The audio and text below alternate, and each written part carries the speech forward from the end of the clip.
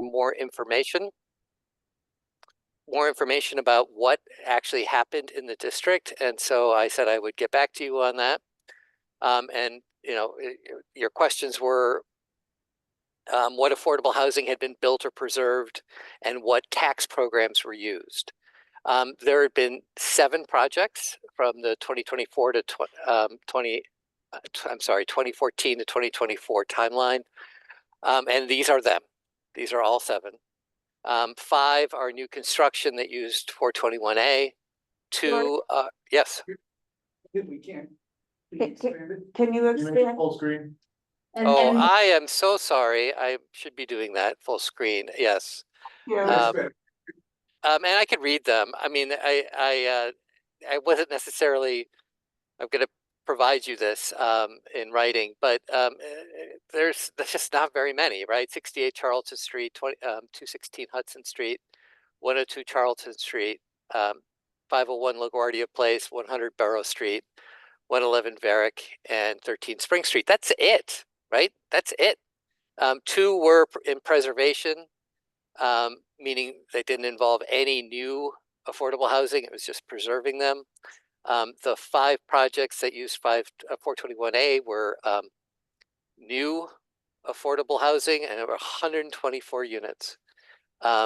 It's really, that's it. This is the universe, which, compared to other community districts, is just not very much. And it's, suggestive of the need that you've all talked about.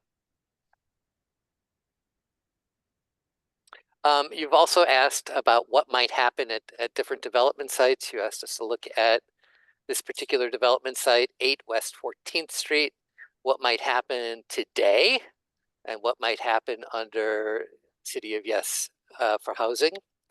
And we explored it. This is not quite ready in terms of putting into the memo yet. We're still working on it today. But currently, this is a height factor district. It permits either a quality housing building or a height factor building or a height and setback building. This is the height factor building, which is on this site reasonably maximizes the height, meaning like if we were trying to really go for height, this is what we would do on this site. And you could get to 300 feet on this through lot by essentially putting it close to the middle of the block. And, this is what you can do today. No affordability is available from zoning. You could actually do this as well. This is the quality housing building.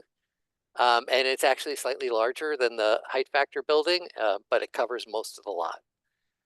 And again, no affordability is required. Now, with City of Yes for housing opportunity, you could basically do the same building with no affordability.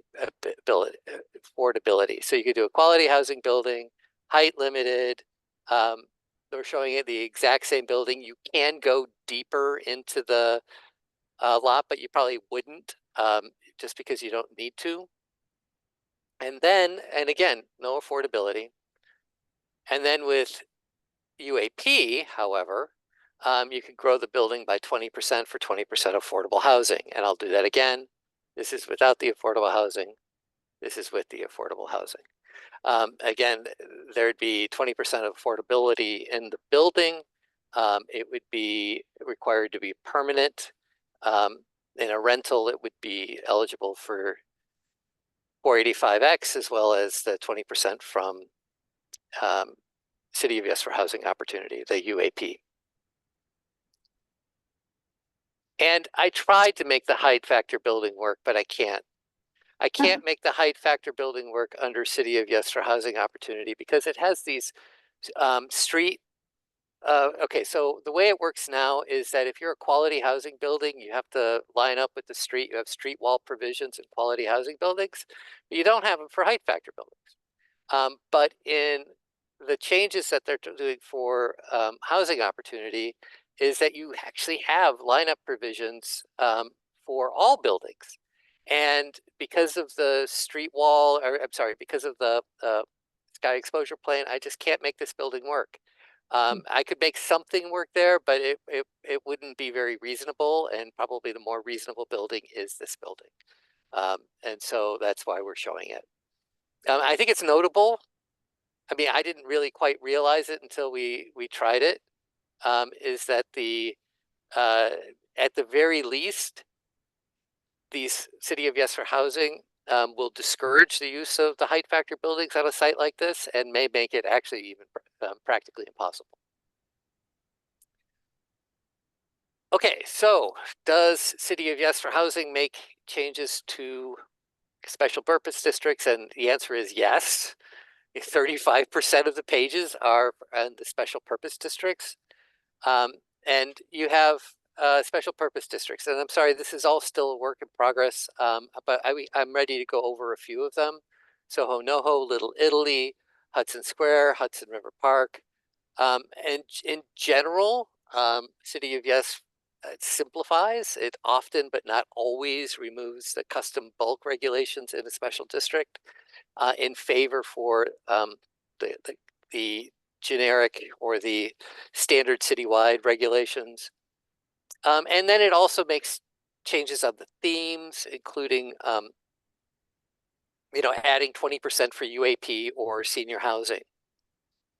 And Soho NoHo was adopted in 2021, and it makes very limited changes to Soho NoHo. So it's an MIH area, so UAP does not apply, and so there are none of the UAP changes that are made to this area, and there are changes that reflect the citywide changes. So there the quality housing exemptions, the dwelling unit factor, dormer changes, rear yard distance between buildings, all of those change in here, but they're actually pretty minor or non-existent.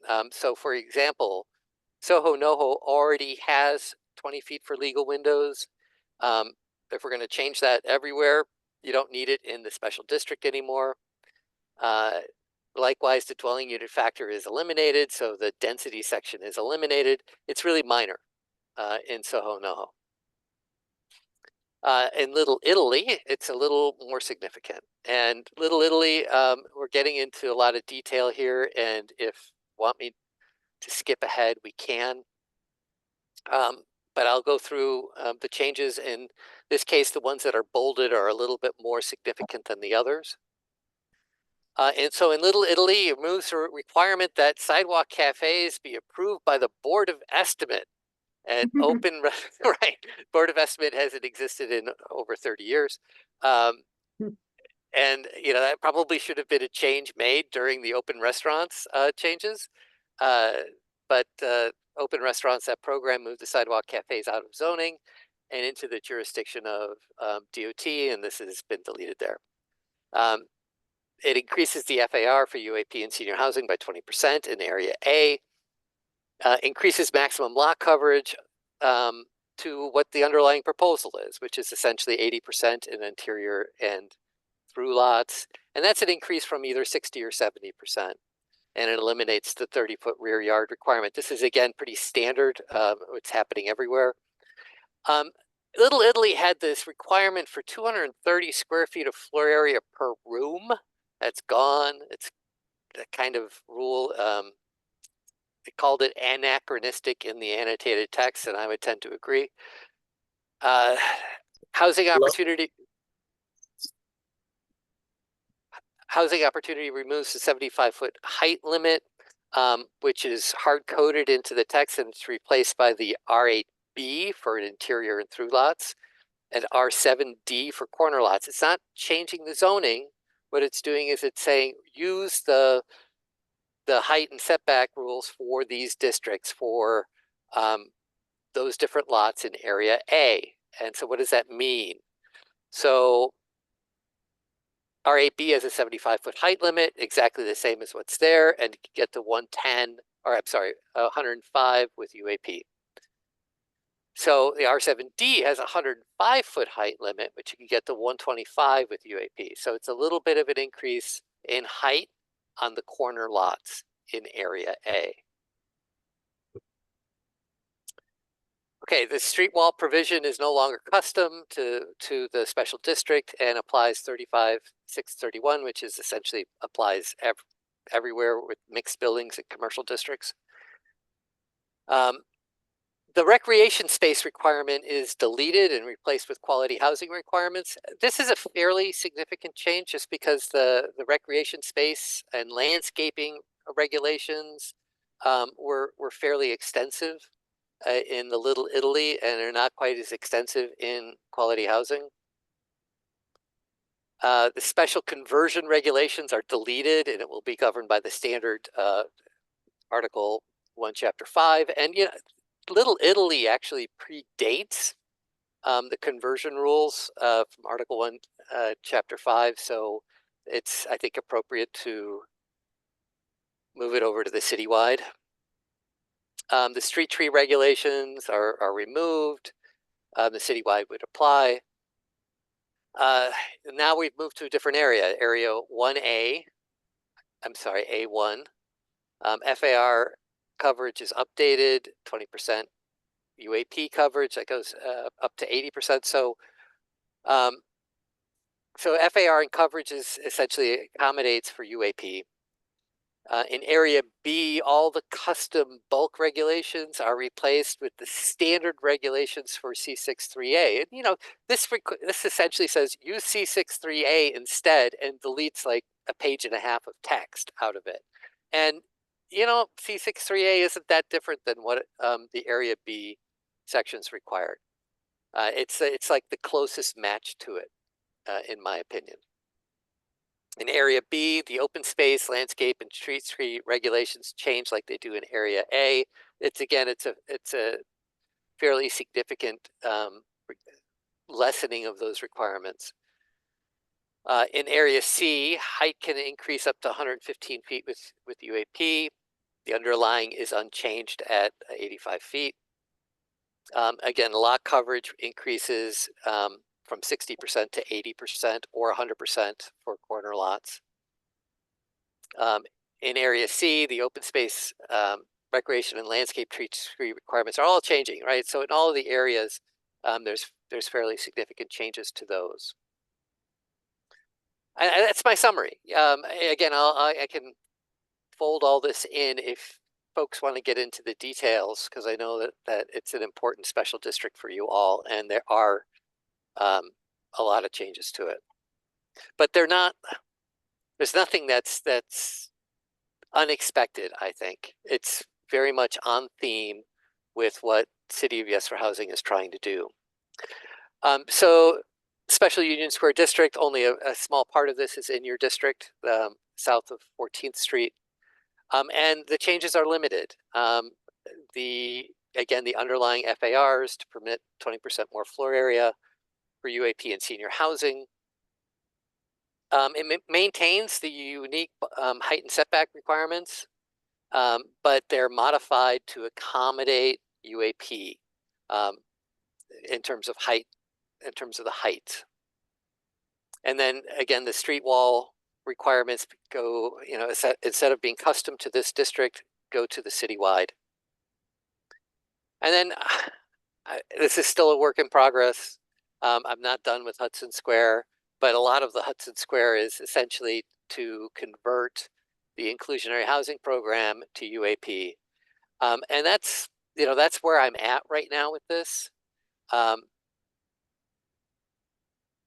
that's all I have for you right now.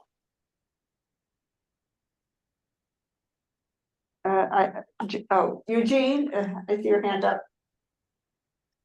Yeah, so thank you, George. I think that is very helpful. I understand that this is still in progress, but it has been very important for the committee, particularly, I think, the Absolutely. special Little Italy district, as well as the Hudson Square.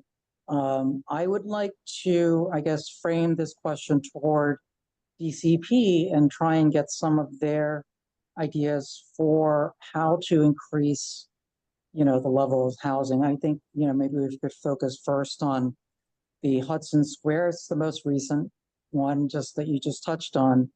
But, in terms of that district, Andy or Chelsea, are there areas of that have been looked at in terms of ways to spur the production of housing and affordable housing in those areas? I layer onto that question? Sure, Janine.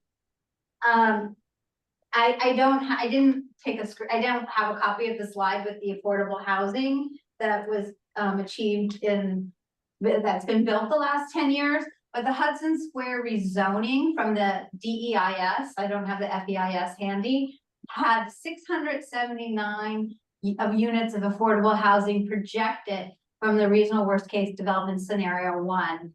And that's obviously inclusionary housing, which is essentially an earlier version of UAP. And as you can see from that chart that George presented, very, very little of that housing was built. So it's just sort of, I'm just adding some detail to Eugene's question. Thank you, Janine. That's a great level of detail. And it's obviously we've seen Hudson Square kind of evolve, right? So it's kind of a good test case for seeing how zoning affects areas of CD2.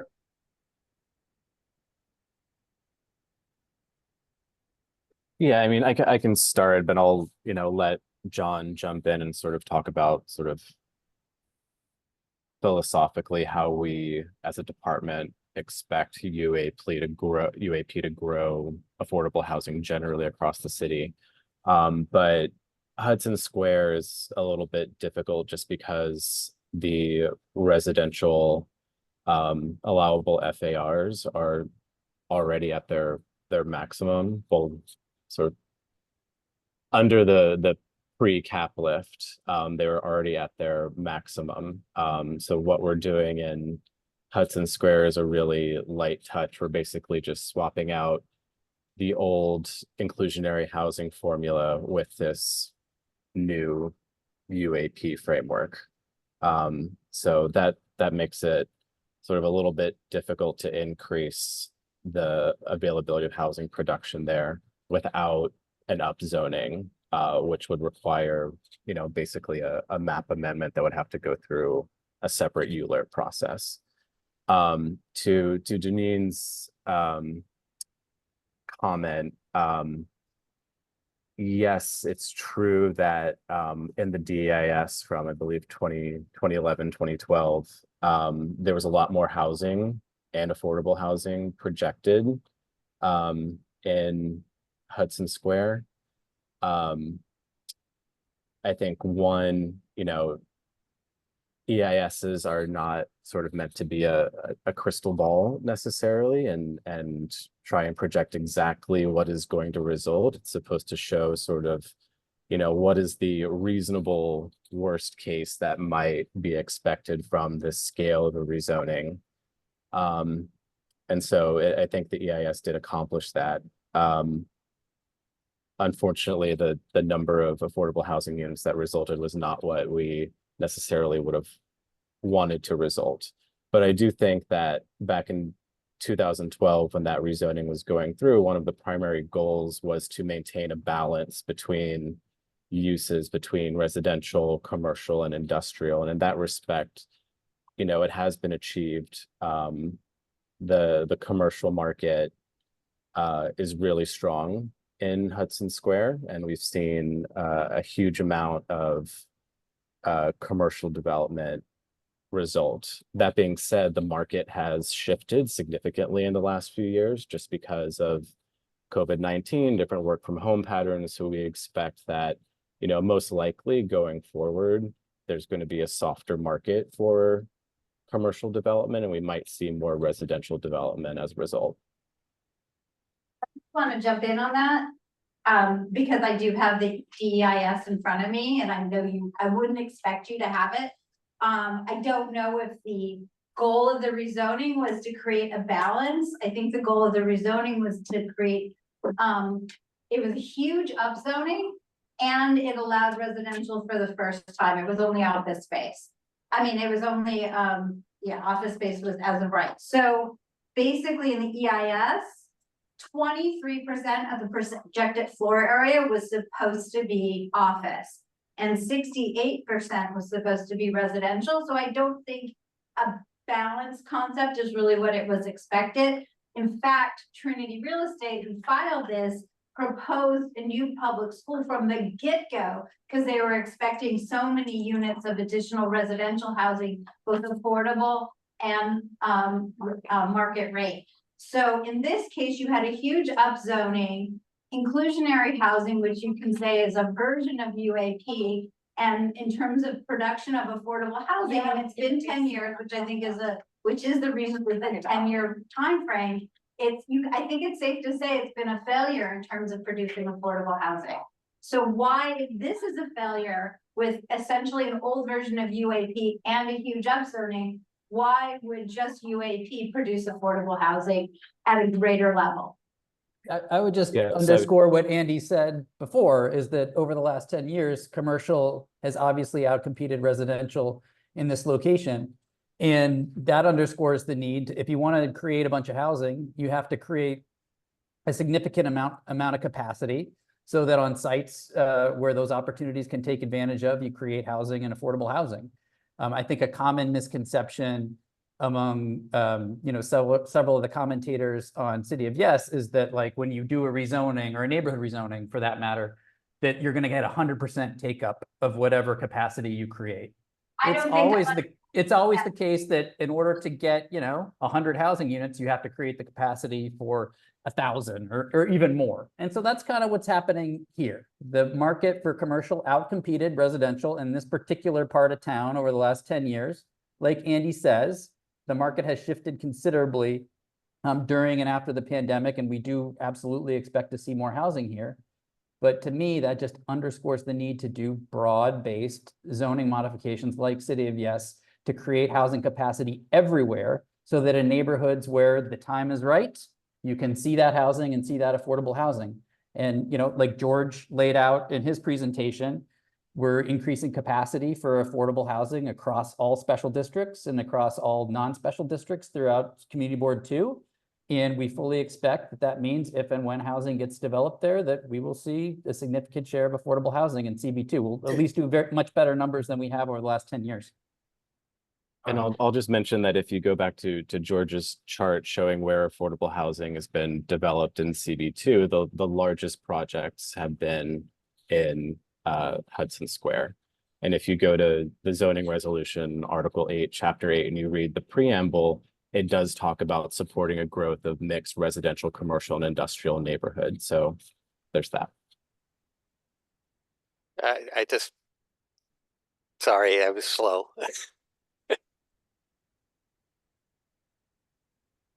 Well, I think that checks out. yeah, I think that David has his hand up, but I just wanted to say one thing, if I may. Thank you, David. Hudson Square is the place where there is, more land and more possibility to build. I mean, this is not going to happen in Sheridan Square necessarily. So, I'm not surprised that that's where we're seeing it. That's where we expected it. David? Yeah, continuing on Janine's comments.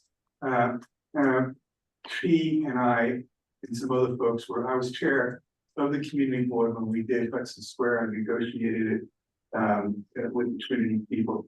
Part of the problem was that there was no mandatory affordable housing at all within Hudson Square. That was problem number one.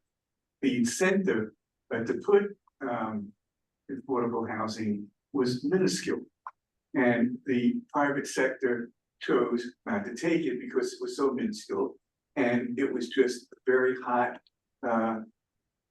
market for market rate, condos and co-ops. That was the problem. I never felt that there was going to be a balance in Hudson Square. I always felt that they wanted to keep it commercial and make it a more livable commercial and a more enticing commercial community there with some housing woven in. The affordable housing was an afterthought. So now it seems like the City of Yes doesn't have mandatory anywhere affordable housing. It seems like the FAR is going to rise in several instances. What the theory is, if you keep building, it will trickle down. And again, developers, you have to hold a gun to their heads to put in affordable housing because it's not mandatory. And so, even if they do put some affordable housing in, they're going to get 80% of the benefit of a 12, or 14, or 15, or 18 FAR in some districts. And the idea, I think, that is trying to be promoted, which I disagree with, is that if we build enough housing stock and it trickles down, and there'll be, it will trickle down because, into, I guess, more available housing, which will trickle down. I don't see the trickle down theory of increasing affordable housing in the city of Yes. It seems to me that this is a terrific program to increase the FAR for the private sector, which they're not mandated to do, they cannot take it. And Hudson Square is a perfect example, actually. You could talk about the market, this, that, the other thing, but there's a strong market for residential, except that it was not incentivized at all. The FAR, the bonus to do affordable housing was minuscule. So I think we're heading down the same path here of not mandatory affordable housing. I don't see the city, yes, with all the talk from the mayor's office and all the talk from my friend, everybody else. It doesn't seem to be that this is a vehicle for affordable housing. That's what I want to say. Okay, thank you. I see Susan's hand is up. Thank you. I just want to say I was agreeing with Janine in that for us, Andy, Hudson Square is a known failure. I mean, the anticipation was that this was going to be a robust, mixed, vital neighborhood with people out at night and restaurants and a new area that people would want to live in. And it's now just office buildings. So I feel like it's disingenuous to say you asked for 1,000, you hope to get 100. Yeah, that's easy to say, but that was not what we talked about at countless meetings. And the point about the school that we don't need because there's nobody there, it is very symbolic. So, we have lived this, all of us, for many years, and we know what was discussed in the beginning and then what we got in the end. So I just wanted to reinforce that.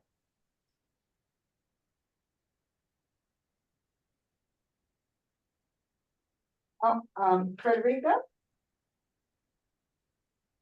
Yeah, since we were there at the birth, if we didn't get more than what we hoped for, why would we repeat the mistake by not incentivizing more deeply in the city of Yes, in the hopes that we would get more?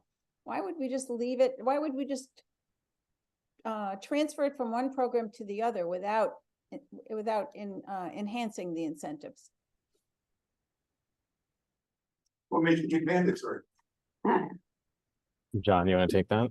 Well, that's part Sure, of I didn't know, enhancing I'm incentives. looking to the CB, whether, is the board just commenting or do you want responses here?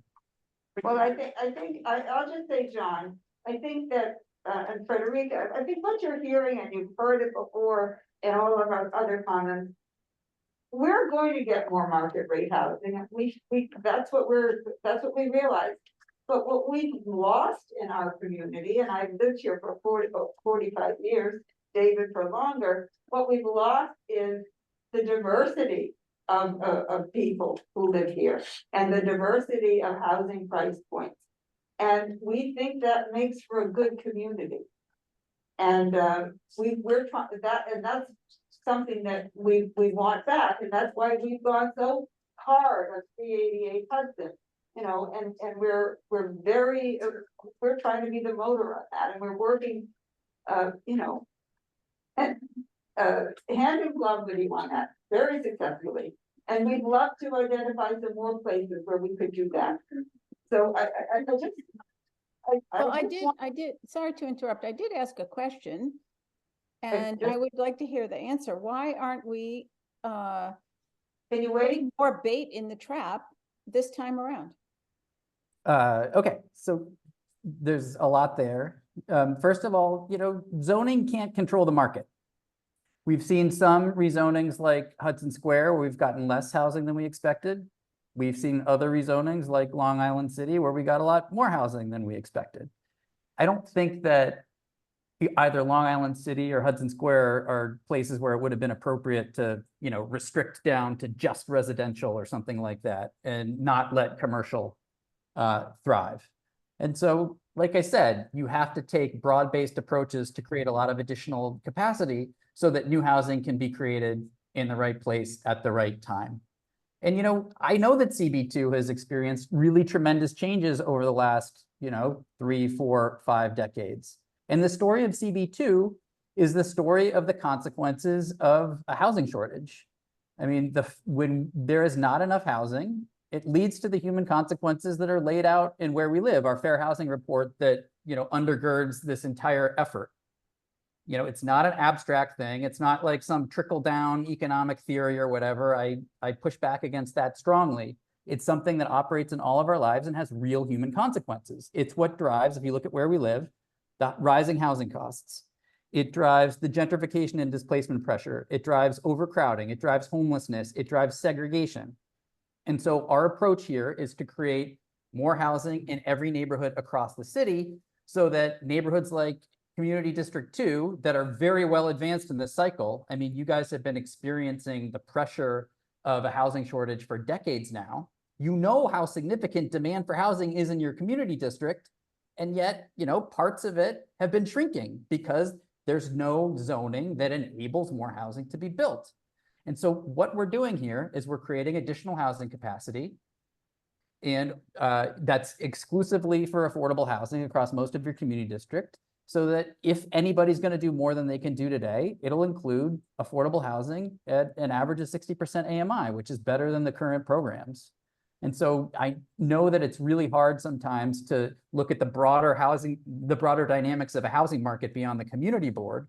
But when we're building proposals that emerge from our comprehensive fair housing plan, it's really what we're trying to do.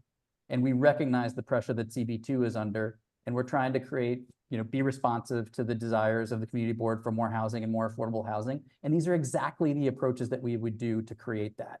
When it comes to, a mandate in Hudson Square, I guarantee you that an affordable housing mandate would not have helped residential outcompete commercial. It's part of the tricky thing that is zoning, where we don't control the market. We don't get to dictate to developers what they choose to do with their property in central locations like this, where a range of uses are appropriate. And so we just have to create zoning that's smart, that creates the right incentives so that if and when they decide to build, we can get the benefits that we want to see as a community. And I fully expect, as we emerge from the pandemic, and with the tax incentive for conversions, for affordable housing and conversions, that we are going to see in the next cycle, affordability and conversions in Soho, for instance, and new development, rental housing with UAP. John, most of the development here is condos. And this doesn't apply to that. There's no affordability. It does. UAP, absolutely, condos can take advantage of UAP, and HPD expects that many will. To the extent that you don't like condos, or to the extent that condos just, have a hard time participating because they don't get a tax benefit for it, then great. CHO implements a framework that punishes those sites. If you're a condo that can't provide affordable for whatever reason, or you don't want to provide affordable, you can't max out. This implements a framework across the entirety of Community Board 2 that allows residential anyway, that says if you want to max out your site, you need to provide permanently affordable housing. And we can't make them illegal. We can't ban condos, even if people wanted to. That's, totally out of bounds. But we can disadvantage them to the extent that they do not want to participate in UAP. So we're all ears for feedback of how to, make UAP work better. But I feel like this framework is totally responsive to people who are sick of luxury condos. But from a perspective of development of smaller buildings, which is the case in a fair amount of our community board, it doesn't make sense to include 1 or 2 affordable units within a condo matrix. That's the issue. It's then they're punished. They can't max out. That absolutely will change the calculus of what to do with your site. You can take a tax benefit and you can build a bigger building, or you can eschew a tax benefit, not get any help at all, and build a smaller building. on the margin, it moves the market in the direction that I hear you wanting to move it, Carter.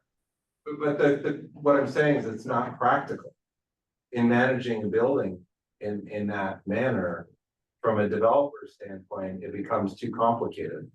And therefore they don't take advantage of it. And they move on and build a smaller building, they're not maxing out. But it's just not a practical, it doesn't seem practical for smaller development. You're I correct. think- It's really, really tough for the smallest size developments to provide affordability requirements. And that is why I would say that we don't want to try to apply a mandate in the absence of significant increases in residential capacity here, because it would just mean that those sites couldn't build any housing at all. So I feel like your questions are kind of backing into the approach here and why we're taking the approach that we're doing. It's a big city with a lot of different types of sites.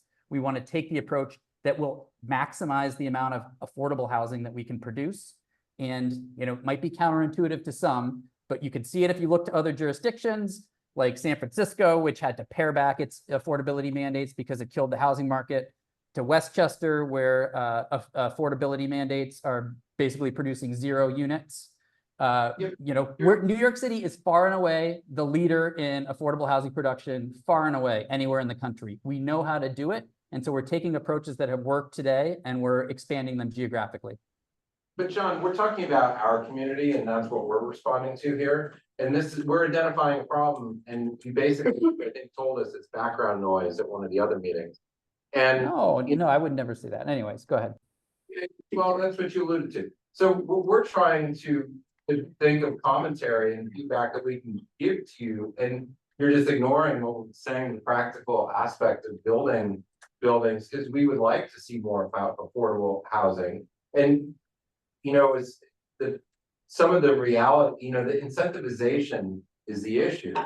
And you're saying it's, it has to apply to the whole city, but we're looking here at the incentivization. And I, as far as BIH, I think that Hudson Square is the only area where it applies. So of course there's no building of affordable units anywhere else because Hudson Square is the only, correct me if I'm wrong, I don't have access to the internet because that's problems with our issues, but I think BIH is only in Hudson Square and CB2. Well, to be clear, UAP will apply everywhere in medium and high density districts other than MIH areas. So Hudson Square or any other parts of CB2 that are outside of Soho NoHo will have UAP in it, where if you want to max out, you have to provide permanently affordable housing.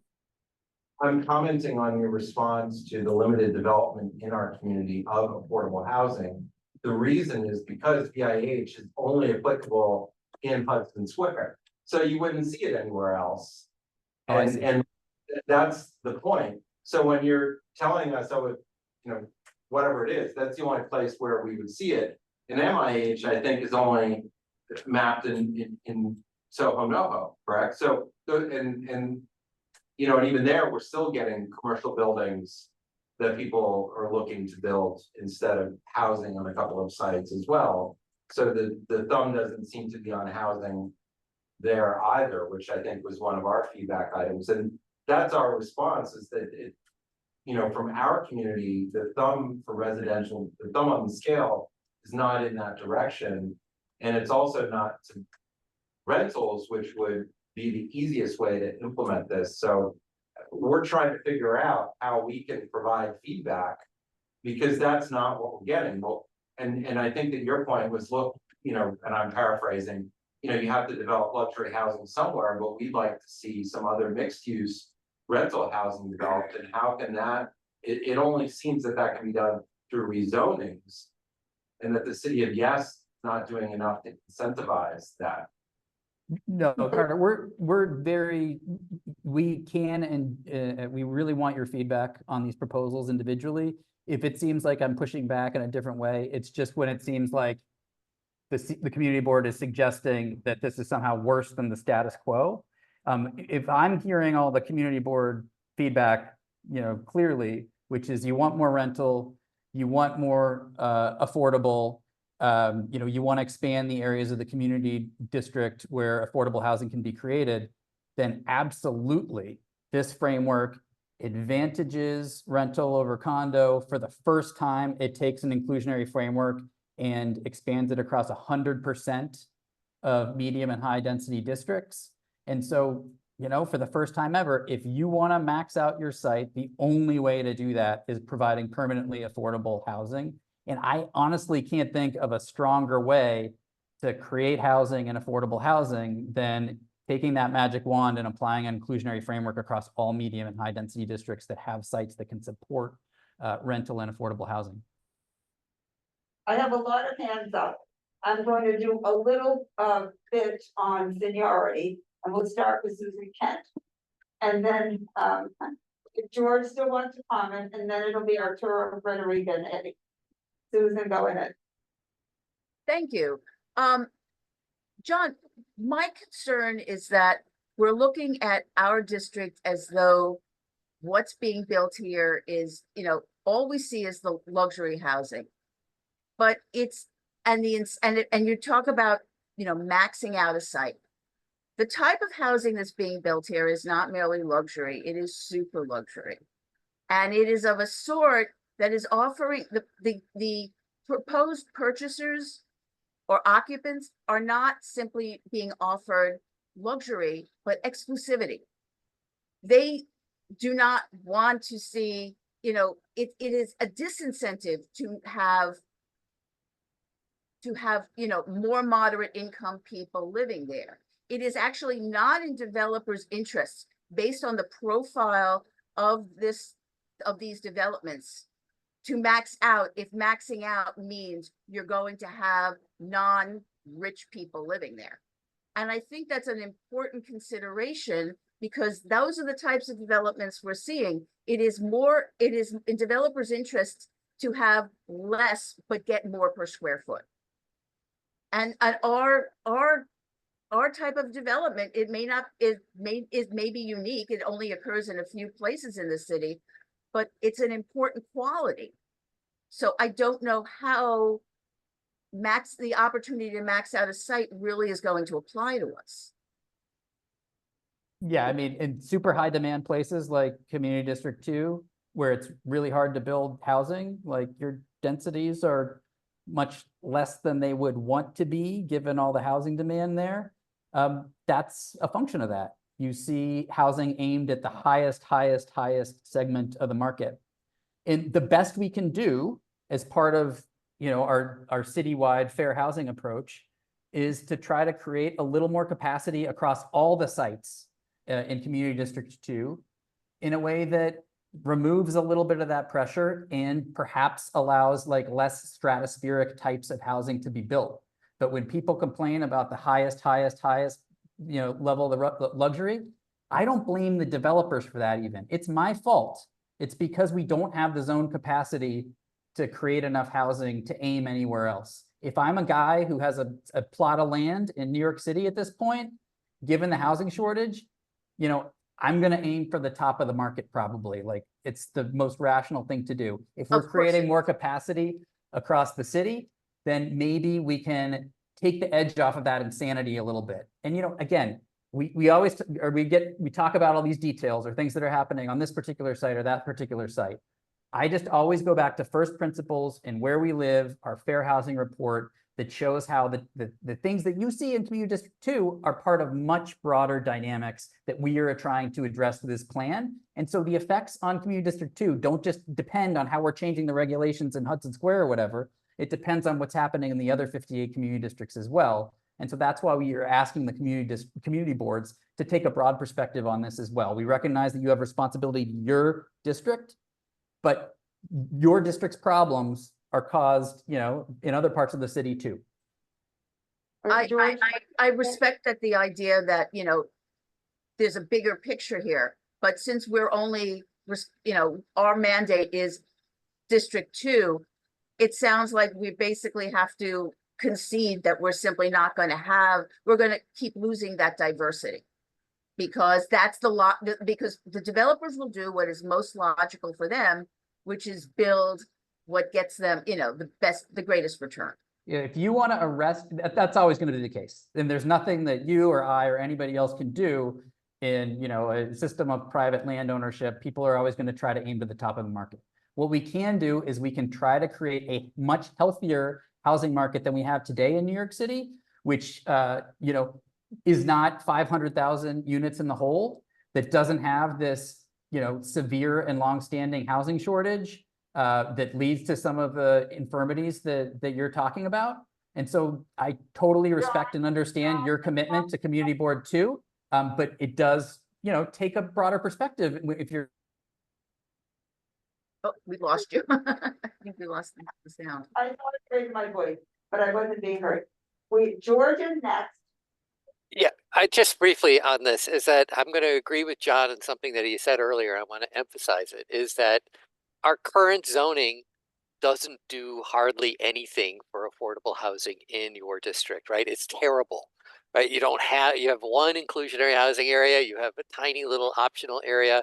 It's terrible. And this certainly is an improvement, even if only a handful of folks go ahead and use the optional program. And I think what I'm hearing is that I think there's a recognition that that's probably true, but I think the disappointment I'm hearing from community board members is that there is an expectation for more, right? There is like, oh, housing opportunity. Oh, we're going to want more than this, right? And then you're looking at this and you go, well, you know, it may help the city, but is it going to help this area? And we have to believe that, getting new units in East Harlem is going to affect what's going to happen here. And there's a connection, but you want to see an effect in your district, and I completely get that.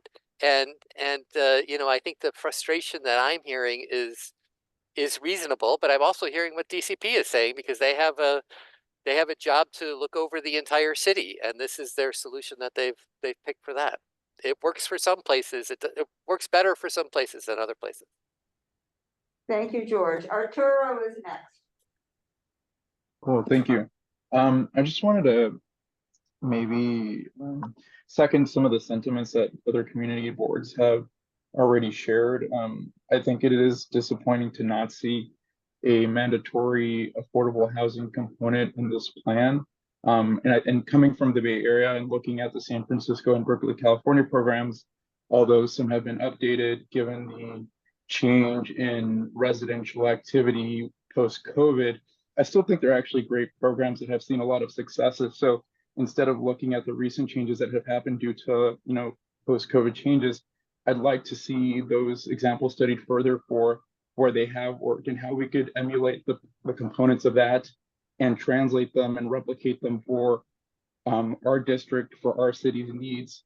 I really think already kind of how George stated it, there are two components here, right? Like, I think there are a lot of folks who feel that this isn't good enough, right? We should be having an affordable housing requirement that developers need to abide by. But I also think that has to be paired with, it sounds like, zoning changes. And so it would have been good to see both of those, implemented or kind of packaged together in this policy in the way that it works for, the Manhattan districts maybe to start, or whatever community board districts or zones where we think that policy fits well together.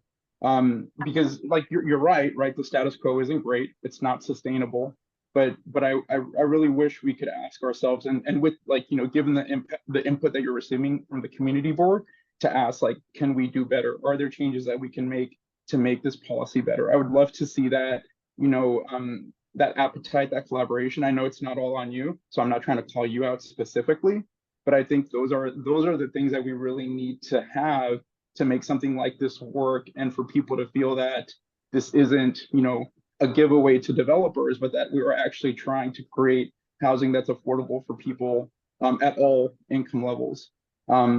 So that's just what I wanted to second and state. Thank you. No, I hear that. If I can respond very briefly, I hear that we absolutely, we stand behind our mandatory inclusionary housing program, which will continue to exist, and we will continue to apply in the future in conjunction with significant increases in residential capacity. If there are parts of Community District 2 where you think those increases in residential capacity are appropriate, then we are totally on board.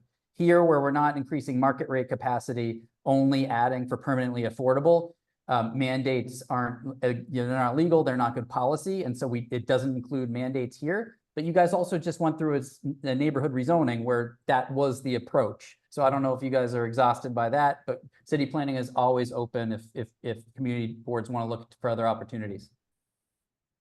Thank you, John. Frederica is next. Thanks. My heart went out when George was speaking, and I think he really put his finger on the source of our frustration. That we have a community board that's, I have never heard anybody say they were opposed to affordable housing, and yet we just never get to play with the people who are producing this.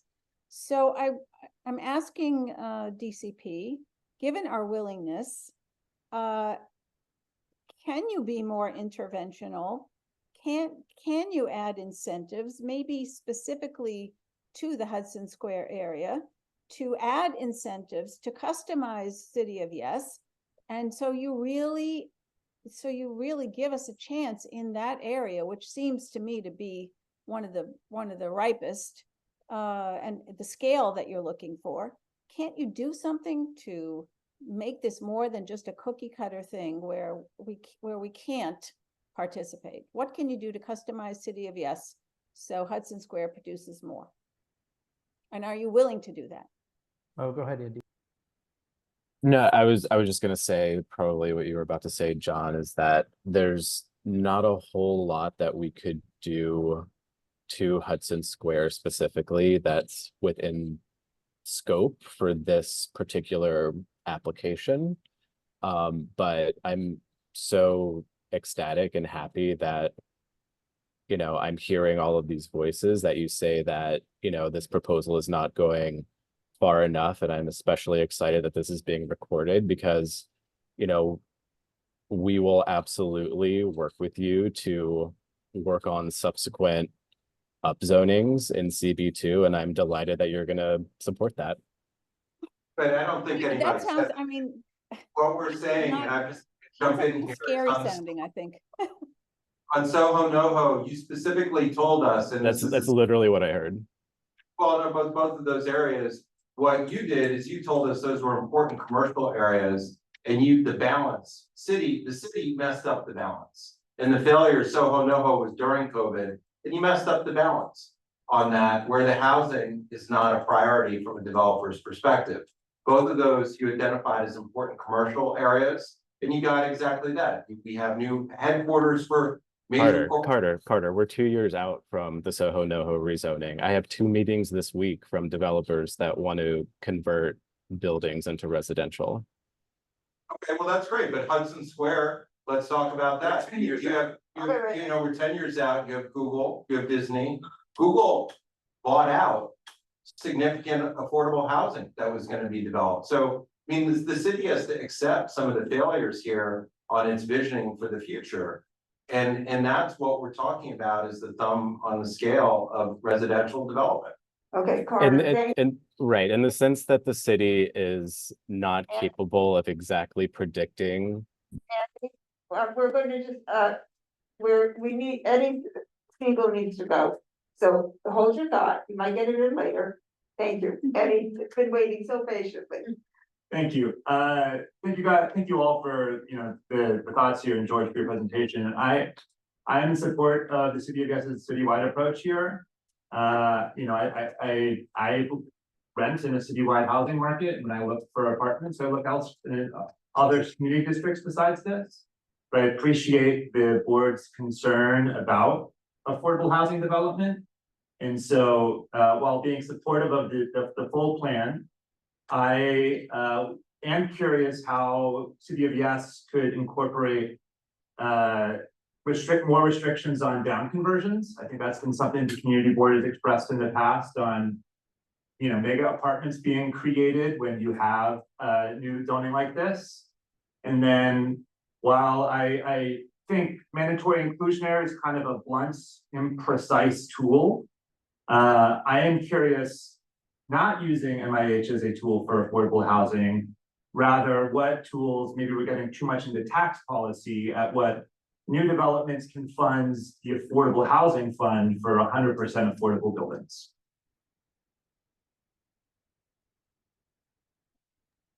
Thanks for those questions. In general, UAP tries to remove a lot of the bells and whistles from affordable housing programs in the past, like the R10 inclusionary that enables folks to bonus from 10 to 12 with as little as 5% affordable housing, as well as some of the other offsite provisions incorporated in the programs like in Hudson Square, and just try to make it a simple, straightforward zoning framework that says, if you want to, max out your site, which is what you got to do, you have to provide what developers want to do, you have to provide permanently affordable housing. And what incentivizes that? The zoning is not ever what has incentivized the creation of affordable housing on privately financed projects on privately owned sites. The not so secret thing that always drove that participation was the state level tax benefit. And so as we've been developing UAP, we've also been advocating very closely with the state. We are very happy with where the state housing law changes came out recently, and firmly believe that, UAP, which applies not just on 13% of medium and high density districts, but across 100% of medium and high density districts, in conjunction with the new 485X, will create roughly 10 times as much as affordable housing as the previous successful framework, voluntary inclusionary housing, and 421A produced before. And so the secret sauce here really is that geography is, like we talked about here, voluntary only applies over a small portion of Community District 2. It will apply over the entirety of it now. And we do fully expect that to create opportunities on the margin. I cannot predict what's going to happen on particular sites in Community District 2. I can't predict a number of units that we're going to come up with, so I hear you on Hudson Square and how that's disappointing. But absolutely, compared to the status quo, this is a significant step away from condos, towards rental, towards permanently affordable housing. I can't promise a number, but we hear you, and we feel like we're responding to what we've heard from the community board in the past. Okay, I see that Connor has his hand up, and I will. I'll go last. Yeah, I see.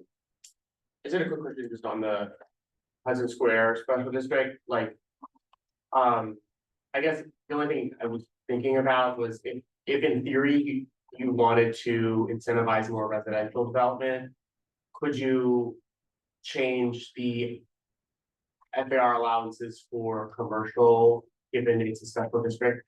And you can like change those regulations under a text amendment, and you wouldn't require remapping. I mean, that would be beyond the scope here, because the commercial regulations, that exist today, we didn't propose to change those in the referred text. And so it would be something that would require a separate rezoning or a separate action at this point. So unfortunately, we cannot, as part of this, change the commercial FAR regulations in Hudson Square.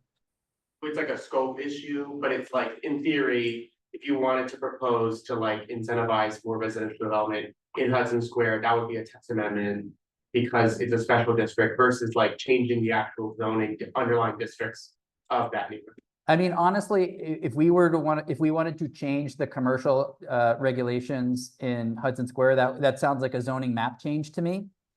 That's kind of, you're getting at the difference between zoning map changes, which tend to be more significant changes than we're proposing on any one site through these text amendments. As a citywide, we're not proposing anything too dramatic, such as you see with the zoning map change on any sites in the city. Yeah, I guess you could do either, just given that it's a special district, and the special district changes to a special district would require a text amendment if you're just changing regulations of FAR through the special district and not the underlying zoning map, right? I mean, again, typically the types of changes you're suggesting are much more appropriately done through a zoning map change than just a text amendment change, but I hear you. Just because it felt like it could, if there's something that the community board wanted to advocate for, if there's a way to advocate for it in this application, that was just what I was trying to get at. Yeah, absolutely. I mean, that's good feedback. If that's something the community board wanted, like absolutely, community boards can ask for things that go beyond the zoning proper or that go beyond the scope of this action. That happens all the time. We've seen it in neighborhood rezonings, but it can happen in the context of a citywide as well. So that's totally fair game. Okay, Janine had her hand up. No. Or Janine. No, let him go first, because I've already. Oh, okay. No, I think you go next. I'm the chair and I said Janine. Okay. Fine. Well, perhaps you can talk to some of your former colleagues at HRNA who advised Trinity Real Estate, see how amenable they might be to some of the Connor suggestions. I appreciate your comments, John and Andy, that this is citywide. And it's, you know, what it may not work for CB2, but it might work elsewhere. So I do appreciate that. I guess what I just ask that when you write future presentations, you try not to throw CB2 under the bus for not supporting affordable housing, because we support it 100%. We support it mandatory affordable housing in Hudson Square. MIH didn't exist yet, but if you go back to the CB2 resolution, you will see that we lost 300 units of affordable housing at 550 Washington due to a text amendment change between the City Planning Commission vote and the City Council vote, when CB2 had no impact on that. And it was a technical memo, yeah, and you know, that just surprised everyone. I'm sure there were lots of behind the scenes conversations. I don't know if you were involved with that. So I'd hate to see future presentations say that, you know, CB2 doesn't support adding housing in amenity rich neighborhoods to address inequalities, which I believe is a quote. Housing in amenity rich neighborhoods to address inequalities was in your 2021 presentation to CB2 on the Soho NoHo rezoning. So I just want to, I know you're talking about this being recorded, and I just want to, what I want to say is CB2 has emphatically supported affordable housing, at least since I've been on the board in 2012, with a number of rezonings, and it hasn't happened, and none of it's because of resistance from our community board. So thank you. Okay, thank you, Janine. Arturo, no, Anthony. Can't speak to this. Oh, they can't speak. Okay, thank you. It's another It's questionable what we're doing right now. Carter. All right, yeah, just briefly, just wanted again to touch upon and support my fellow community board member sentiment to John and Andy. I think there's a lot of ask here for like creative solutioning, you know, whether it's the carrot or stick approach.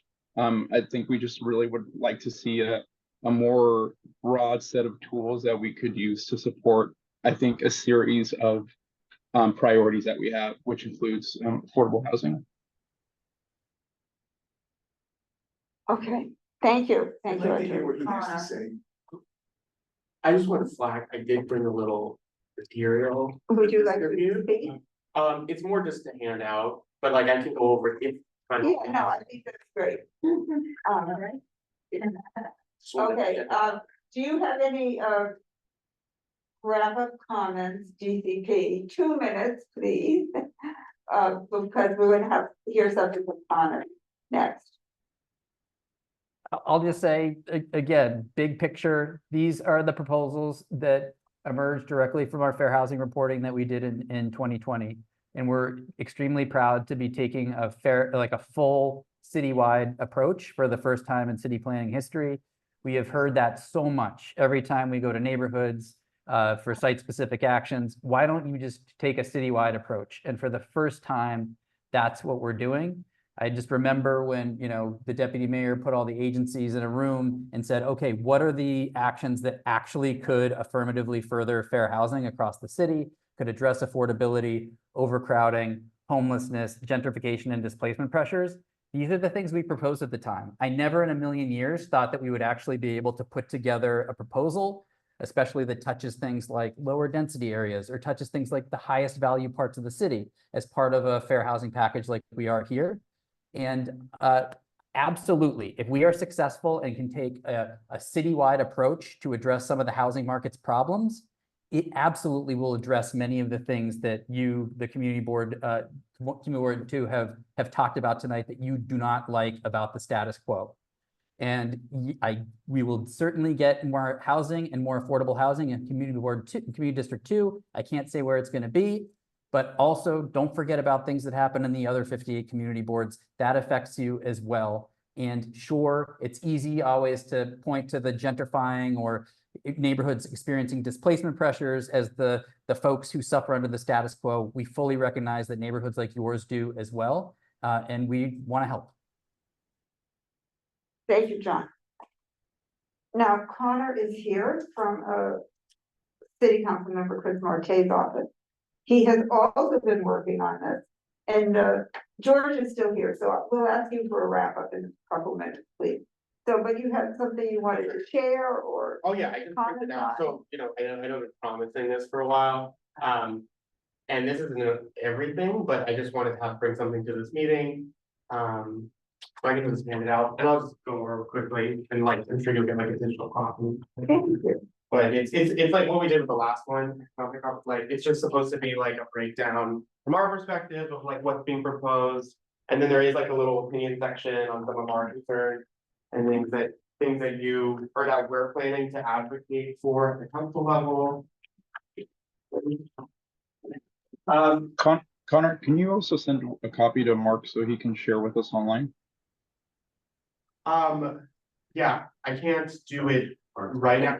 No, yeah. Oh, but I will, no, there will be an online version. Yeah. Like it's something that we want to make as publicly available, probably just as a resource and just share some of our thoughts, but it basically just goes over like a really quick suggestion of some of the proposals. Because No, it's high, I'm keeping it high level. Yeah, because the people online don't have anything yet. Yeah. We have a real connectivity problem tonight, so we can't send it out simultaneously. Yeah, so just high level, it's just a summary of some of like the proposals themselves, just trying to keep it as factual as possible. And then they're followed by, and I just go over the changes, the UAP and MIH, the slight MIH changes, residential conversions, adjustments to height and bulk, accessory dwellings and dwelling unit factor, cancel bill, rear yard, building distances, tower lot coverage, and also the landmark rights expansion, which I feel like it's talked about a little less, but it's like probably important in your district. And you know, it's probably pretty redundant with DCP materials and George James material, but just so you have from our perspective, and then there's an opinion section about each of these topics and just things that it's pretty vague, but just things that we're hoping to have some initial concern from our office and things we're hoping to push for in the process. Push for Sure. that would be very helpful. So on affordability, and you know, these things we've already brought up with DCP, there's things that we're just advocating to across our community boards, but you know, UAP as like an option, a change to VIH, I think we understand that it's definitely an improvement to VIH. It's going to be expansive. It's going to expand to a lot more districts. It follows terms that are more similar to MIH, and that you have like a very clear average AMI percentage, things like that. I think that aside from UAP, we do want to push for more changes to MIH because, you know, as MIH gets mapped, the changes to the program itself come through a text amendment like this. So while like we're not mapping MIH anywhere through this application, we can change MIH, you know, if it's willing, in this application, so that when it gets mapped in the future, it would look like that new program essentially. So we wanted to advocate for like where we do map mandatory inclusionary housing, have it sort of meet the demand that we see, like deeper affordability, more units, etc. With residential conversions, I think we also understand the benefit of that, of like allowing that option for a lot of like larger office towers, most outside of this district, but maybe in places like Hudson Square, and maybe in Soho NoHo where you have restrictions to commercial conversion to residential. Again, we see, well, one, I think that there is this removal of these G and M districts that end in the letter G or the letter M, that either prohibit conversions or require these oversight processes for conversions currently in certain areas where they're designated. While those programs have a lot of issues, I think that the sort of, we think that the intention of creating some oversight for conversion of certain commercial manufacturing civic uses in some areas might be warranted, and we want to see that oversight maybe retained in some way. I think that it's more just about the intention of that kind of policy than like the district designations themselves as written today. And those are good, but right now as proposed, those are just kind of being cut out of the text.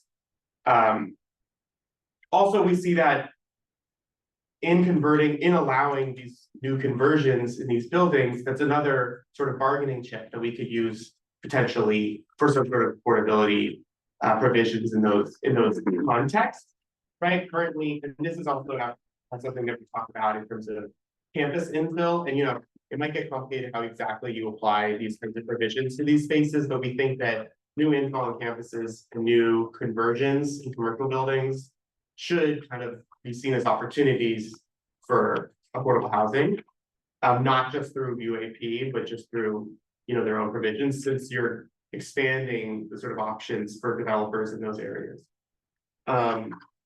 Adjustments to height and bulk. I think we think that quality houses. So there's like two types of housing design generally. There's quality housing, which is the newer one, height factor, which has been around a lot longer. Height factor is like tower in the park style, with open space requirements that are much stricter. Quality housing is more contextual, more consistent, street wall, and we support like the sort of encouragement of that moving forward.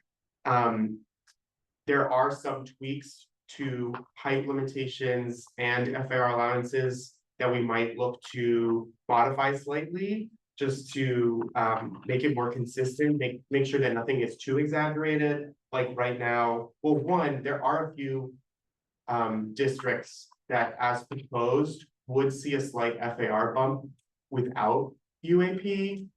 And so we've been talking with council land use about that and just why exactly, and I think that that's sort of like an open question. It's like why some districts are seeing that increase. They're not necessarily in this district, but they're just like, if the point was to create bonuses for UAP and for MIH and AIRS and make it all consistent framework, like why do some regular FARs change? Also, some height maxes do jump quite a bit under certain qualifying contexts, like on large campuses, certain qualifying sites next to wide streets. Like there's some adjustments in height that we think are maybe too exaggerated. And those are just like the main tweaks for that. And then accessory dwelling units, dwelling unit factor. I think the new ancillary dwelling unit, which is like the dwelling unit for your parents in your backyard, that doesn't really apply as much here. But for the dwelling unit factor, I think that there's something to be said about that factor still encouraging and sometimes requiring larger sized units in spaces where you might only see SRO or micro apartments. So while like we get the I think the intention of loosening that restriction so that you can see some of these smaller apartment types, which could be helpful for some spaces, like just removing it entirely in most of the city seems to be a bit extreme. And so maybe seeing if there's an in between. And then campus infill, I think again, like just the new allowances in sort of like a couple of provisions changes in this application would allow for like potentially more infill on a lot of campuses in our district, on NYCHA campuses, Mitchell-Lama, like some other places, some former Mitchell-Lama. We think again that's a great opportunity for some more affordable housing, and we don't want to just depend on NYCHA or whoever is in charge of that site to just go for affordability just because that's their policy at the time. We think it could be codified in the zoning as a requirement just to ensure that happens. And then, yeah, there's some smaller things about rear yards, distances, tower lot coverage, just checking impact and how that might have different impacts in different areas and making sure that nothing's going too much one way with some unintended consequences. And then landmark air rights, I think, is a cool expansion. What they're doing is, as you've seen in presentations, currently individual landmarks can transfer their air rights to adjacent sites as well as sites directly across the street. And they're expanding that to any site on the block, as well as sites directly across the street on any side of their block.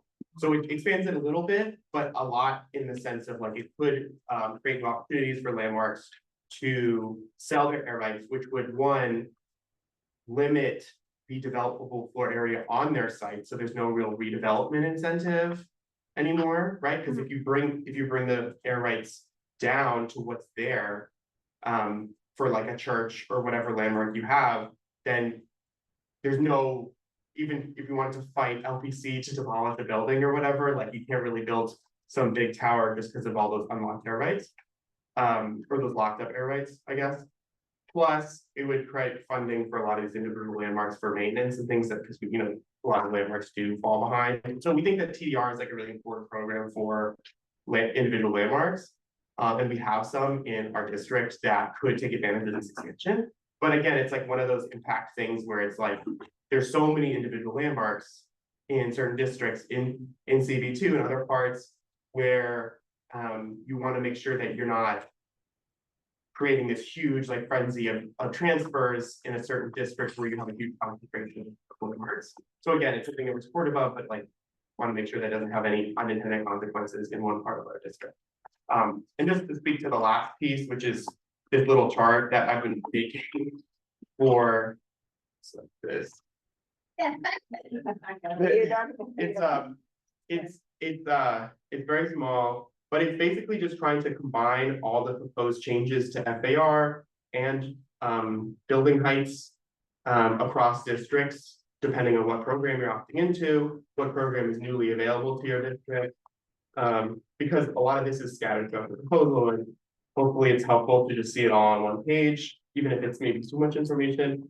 And then just for CB2, so this again is just like a fact, it's meant to be just a factual overview of these changes, proposed changes. And you'll note that the shaded districts are found in CB2. I also starred ones that are equivalents, meaning that they actually just exist as an equivalent in a commercial district, which means that they're not going to be necessarily subject to the same height restrictions because they're in a commercial district with its own height, with its own regulations. So just making sure that I don't like mislead anybody there. But that's just to say, like, those are the districts that you guys have where these changes would more or less apply, just so you can see it all. And will you send this to us electronically tomorrow? Yes. Yeah. And we will distribute it. Okay, thank you. Yep. Any questions for Connor? George, I said that I would let you have a little bit of a word at the end if you would like. There's still things I still need to do for you. I'll be in touch with Mark. I'll try to get them done as quickly as possible. If there's anything else, just let Mark know and I'll be on it. Okay, thank you. Point of information, please. Yes, If you want someone to talk in business session, half the people here are not supposed to talk in business session. You could call them whoever you want. I'm sorry about it. Hold on. No, that's not true. Everybody. Our public hearing has already occurred, David, on this. Yeah, but These are additional meetings for business sessions. That's the city speaking, who is the presenter of this, and our hired consultant for the board. it's supposed to be. And other board members. Those are the only people who are speaking. This is not a business session. Yes, it is. Well, I want to disagree with you. I'm sorry. That's what. Dispute about whether I can call on a member of the public who is here. Yes, you could call them if you want. Are you going to help me out, Susan?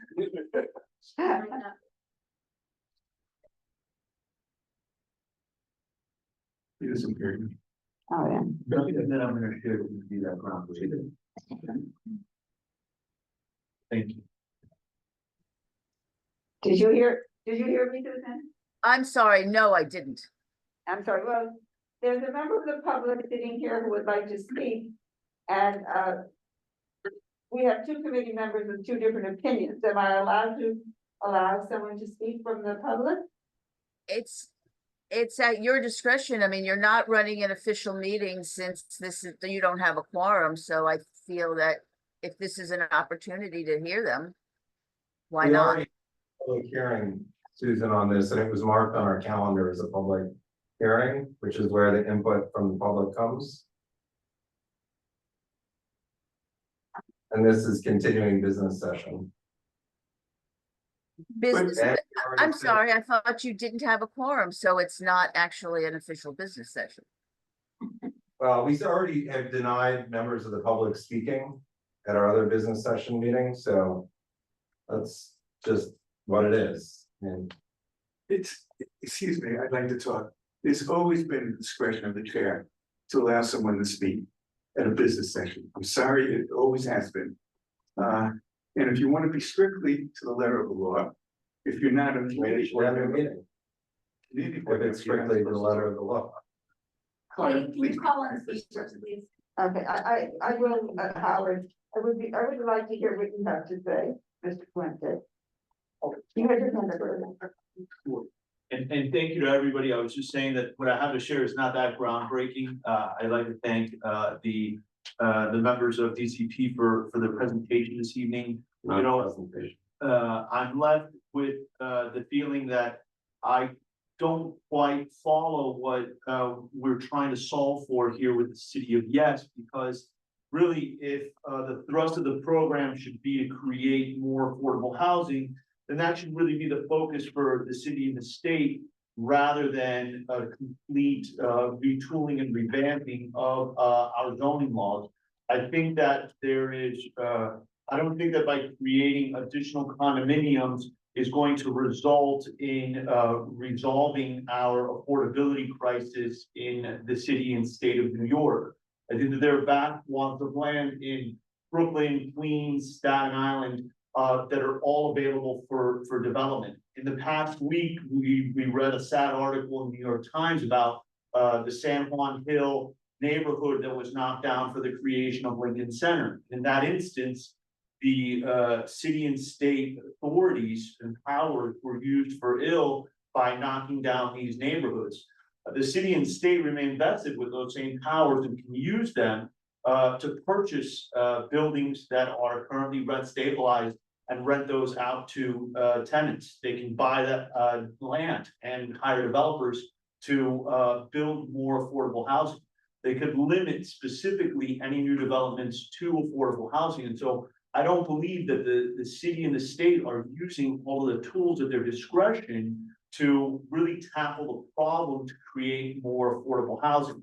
And by allowing more condominium development will not solve that problem, right? I mean, there's just the footprint of the city, given where our boundaries are and the density is, there's so much more room to grow outwards. And what we really need perhaps is better public transportation to get from one borough to the other, or to be able to connect to Manhattan more easily.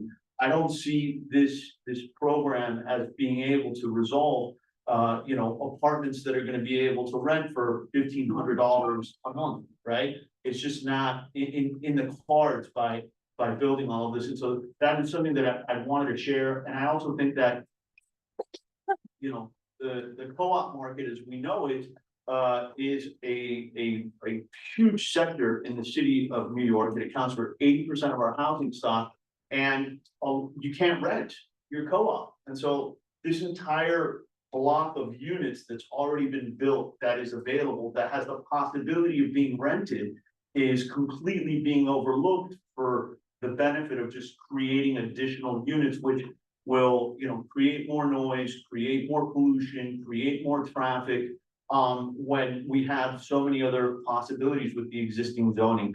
And so, those are the comments that I wanted to share with the committee and also with DCP. Thank you. And thank you for. And I'd like to note that this is out of order for the record, as well as this meeting, because it's not recorded earlier. We don't have full access to materials and failure on the board.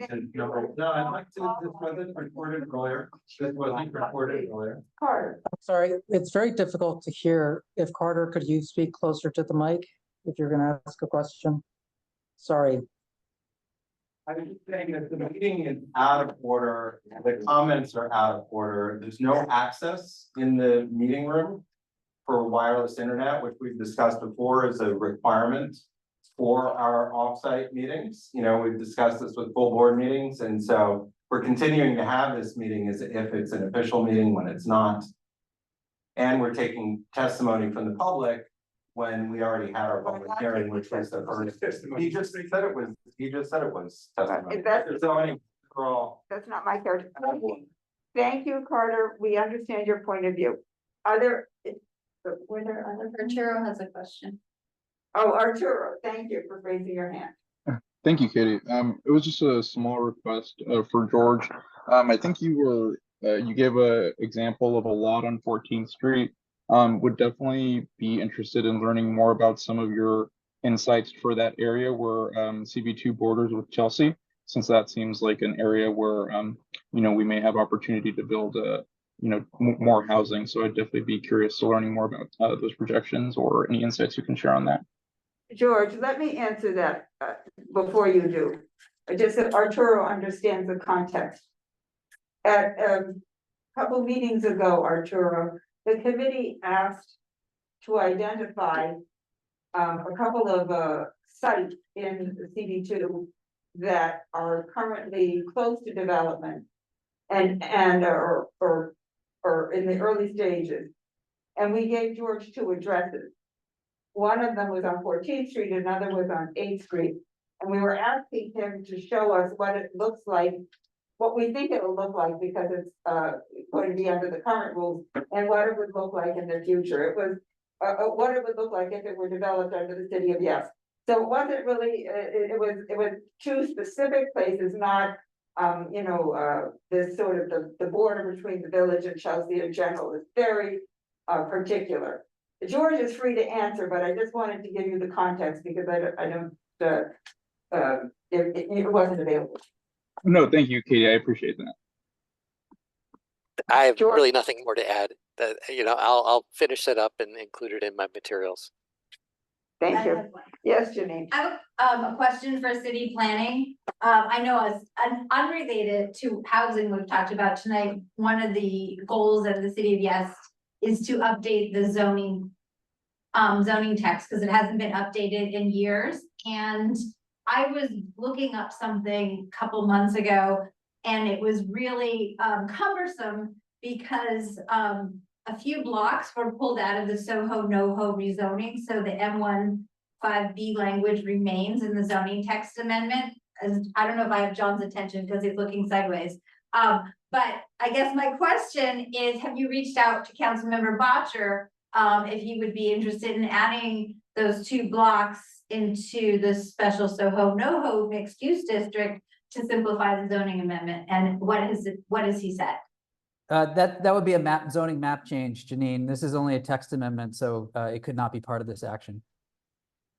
Okay, have you had those conversations? Because it's cumbersome, like almost everything was pulled out except for these 2 blocks. Yeah, we're definitely in touch with Councilmember Botcher. Definitely. On those 2 blocks? Yeah, to my knowledge, we have not had specific conversations with the council member's office about those 2 blocks. But if that's something that the community board is willing to explore, we will definitely, coordinate those meetings and, try and do a follow-up action. I think the first step would be to talk to the council member of the community board, but just throwing that out there. Thank you. Okay, seeing no more hands up. Eugene, do you have anything more on your radar? We've had a lot of information tonight. No, I mean, I think this is very good. Thank you for DCP for coming and answering a lot of our open questions. I think this was very helpful for our discussion. And of course, George, thank you for your continued help in our matter as we kind of wade through the complexities of the zoning text change. So I have nothing else, Katie. Okay. And I'll thank Connor. Oh, and Connor, I'm sorry, I didn't mean to exclude Connor. No, it's so complicated. Okay. Thank you to all the members of the committee and the board who are here. And thank you to 100 of the public for attending. And thank you to our tech support. As Carter points out, it's not perfect, but without this right-hand guy here, I don't think it would be a lot worse.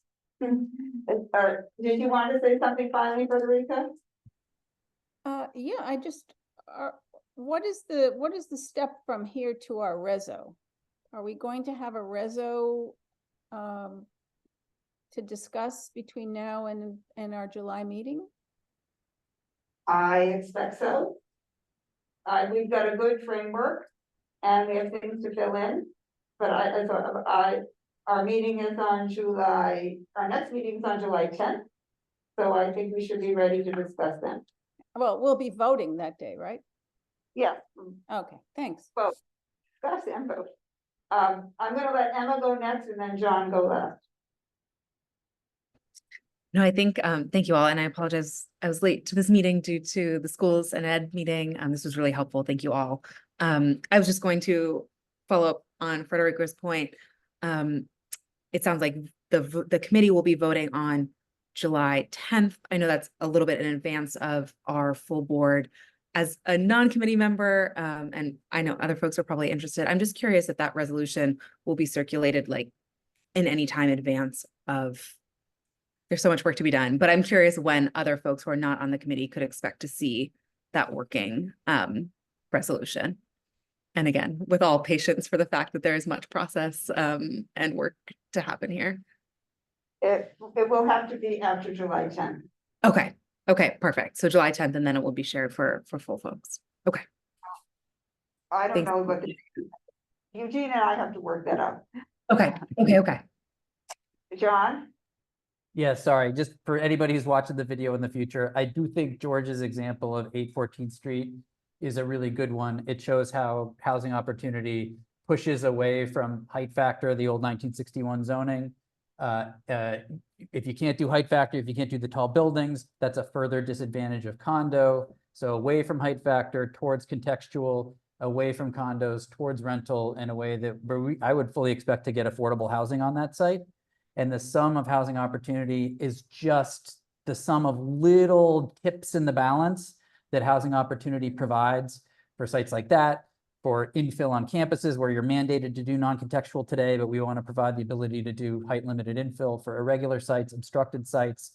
And so when you're thinking about how this proposal might affect Community District 2, you know, think of 8 West 14th Street, because that's the type of thing that we're trying to push toward. And John, it's the reason I recommended that site is because it's slated for condo development according to Cranes.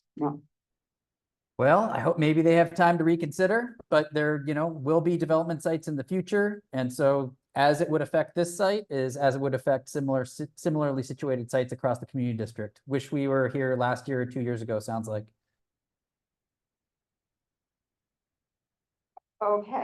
Okay, it is 8:25. As a technical matter, our next meeting is a joint meeting between two committees. How are we gonna have enough time to discuss anything? Why don't we, that's not. Well, no, I mean, that's was supposed to be this meeting. Is moving forward. We're also having the representative from 503 Broadway, so it's a big lift at the next meeting. Well, maybe we'll have to schedule another meeting. We should figure out availability. I know. I thought one thing on the, I think one thing we had discussed was starting that meeting earlier. Is that something that was still up for discussion? To have the joint parks and land use portion start before 6:30? Would that work for people in the room? Sure. And it works for me. Yeah, I mean, yes. That is, yes, we did talk about, thank you so much, Eugene, for remembering that. I think And that's a good idea. Yeah, okay. We'll talk, Mark is not here now. We'll discuss it, we'll get a word to Mark tomorrow about it.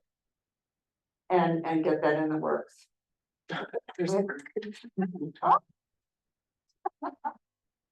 Oh, well, He was there. He's gone. You know what, he's like, okay, well, Can we? yeah, we will try to get that tomorrow. We'll also have to work with Rich. Maybe 503 Broadway is easier to come early, you know, depends on Rich. Okay. Just if people on the committee can mark their calendars for 5 o'clock if possible on the 10th. And then we'll get back to you to see. I think maybe Stella said 5:30 was better for her, whatever, but we'll get back to you, be 5 or 5:30. And we'll try to front load the meeting with some of the other matters. Katie, just one thing. I think I don't know if you saw, but Pete Davies has his hand up. Oh, he's Pete, are you there? Okay. Do you have a quick comment, Pete? Yes, very much. The rep from DCP mentioned that in order to get 1,000 units, or in order to get 100 units, you have to propose 1,000. And that's kind of what happened in Soho NoHo. We were asked, well, maybe, maybe people are exhausted by what we went through with Soho NoHo. No, we're not exhausted. We're still here. We're dispirited. We're disappointed. But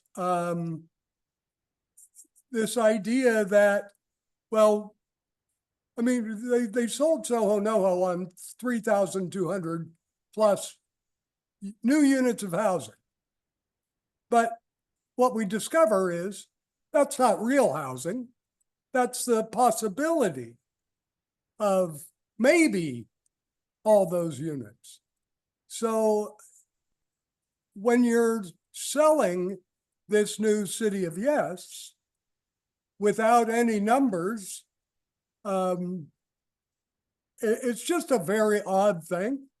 And I also just want to note that the attitude taken towards folks in the community seems to be quite different than the attitude taken towards the big property owners.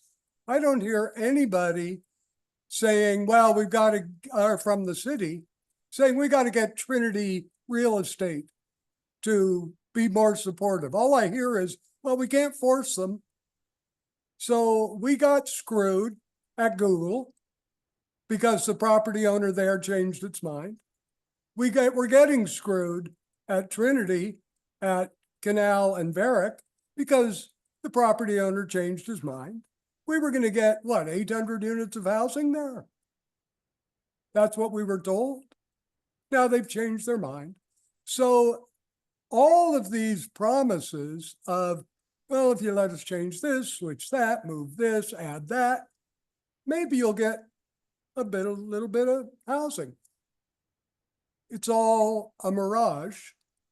And I do hope that the very good work done by George Janes continues to point out to the committee all the things that are missing, that are not spelled out in City of Yes, that are going to lead to really substantive changes in our community and other communities. So I thank the committee very much for the time, and let's pray the heat doesn't come back too soon. Thank you, Pete. Always good that you were such a high participant. Thank you, John. Thank you, Andy. Thank you, Chelsea. Thank you, George. Thank you, Connor, for visiting with us tonight and helping us understand this better, understand your point of view, and sharpen our point of view. So, I appreciate it. I appreciate it. And on behalf of the committee, thank you very much. Good night. Meeting is adjourned at 8:30 or whatever we're doing. Good night. Night. Thank you, ma'am.